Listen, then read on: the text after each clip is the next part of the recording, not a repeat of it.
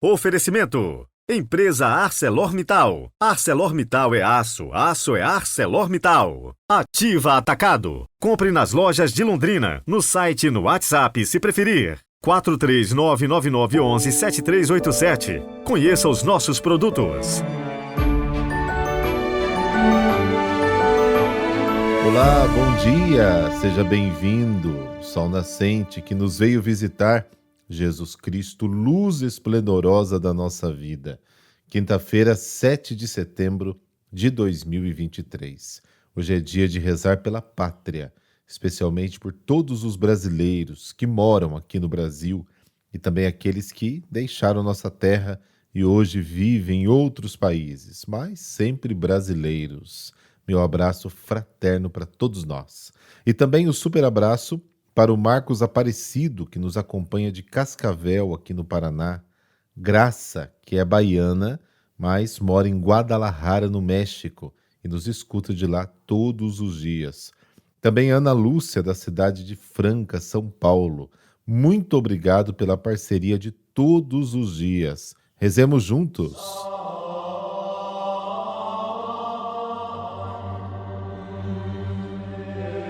Pelo sinal da Santa Cruz, livrai-nos Deus, nosso Senhor, dos nossos inimigos. Senhor, luz verdadeira e fonte da luz, concedei-nos perseverar na meditação de vossa palavra e viver iluminados pelo esplendor de vossa verdade. Amém.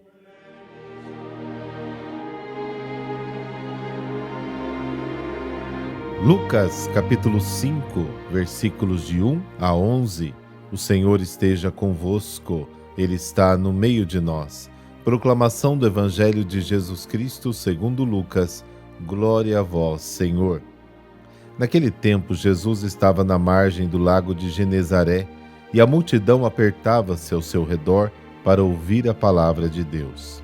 Jesus viu duas barcas paradas na margem do lago. Os pescadores haviam desembarcado e lavavam as redes.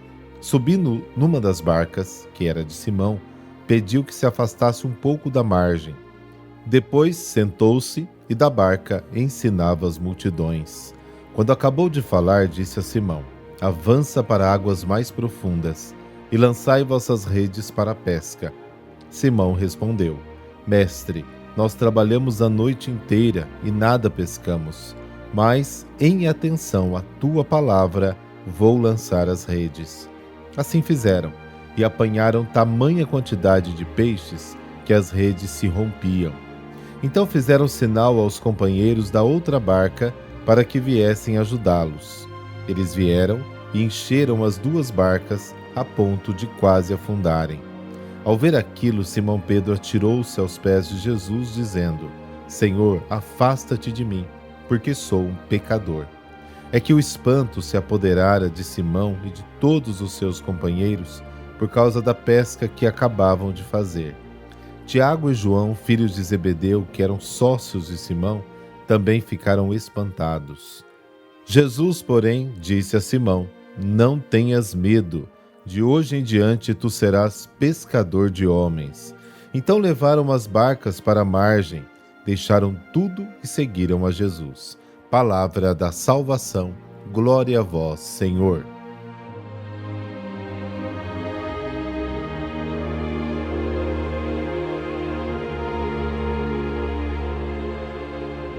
O Evangelho de hoje narra o chamado de Jesus a Pedro. O Evangelho de Marcos situa o chamado dos primeiros discípulos depois do início do ministério público de Jesus.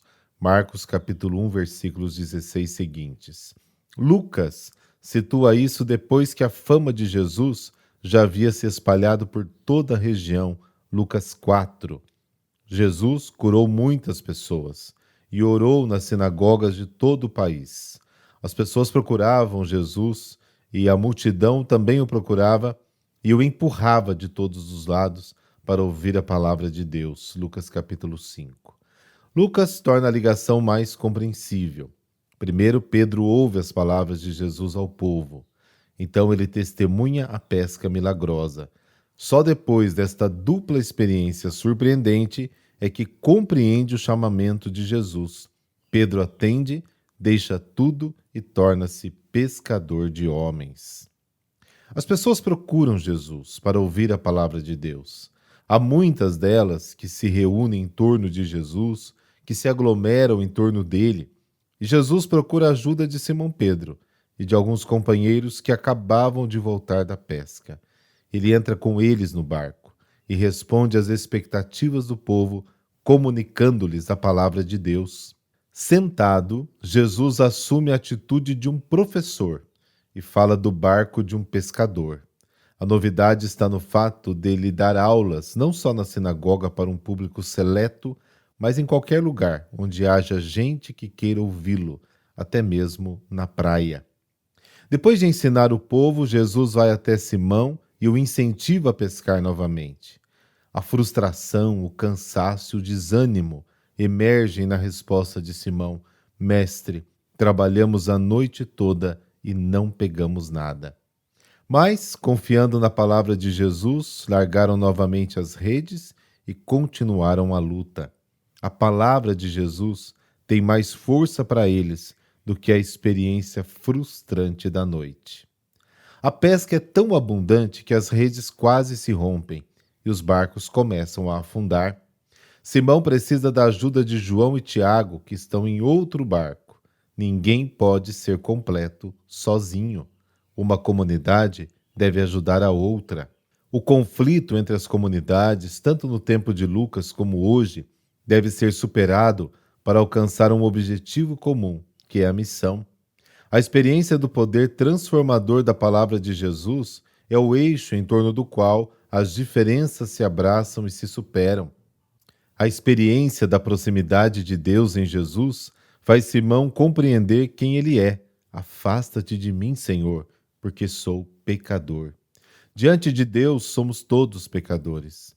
Pedro e seus companheiros ficam com medo e ao mesmo tempo sentem-se atraídos. Jesus tira o medo. Não tenha medo. Chama Pedro e o envolve na missão, ordenando-lhe que seja pescador de homens. Pedro experimenta, muito concretamente, que a palavra de Jesus é a palavra de Deus. É capaz de fazer acontecer o que afirma. Em Jesus, esses pescadores experimentarão poder, coragem, confiança, e então deixarão tudo e seguirão Jesus. Até agora, foi apenas Jesus quem anunciou a boa nova do reino. De agora em diante, outras pessoas serão chamadas e envolvidas na missão. Este modo de Jesus de trabalhar com os outros é também uma boa nova para o povo. O episódio da pesca à beira do lago indica a atração e a força da palavra de Jesus. Atrai as pessoas. Ele incentiva Pedro a oferecer seu barco para poder falar. A palavra de Jesus é tão forte que vence a resistência de Pedro, levando-o a lançar novamente a rede, e assim ocorre a pesca milagrosa. A vontade de distanciar-se de Jesus prevalece nele e o atrai para ser pescador de homens. É assim que a palavra de Deus acontece em nós, até os dias de hoje. Que acreditemos mais na palavra de Deus do que nas nossas próprias experiências.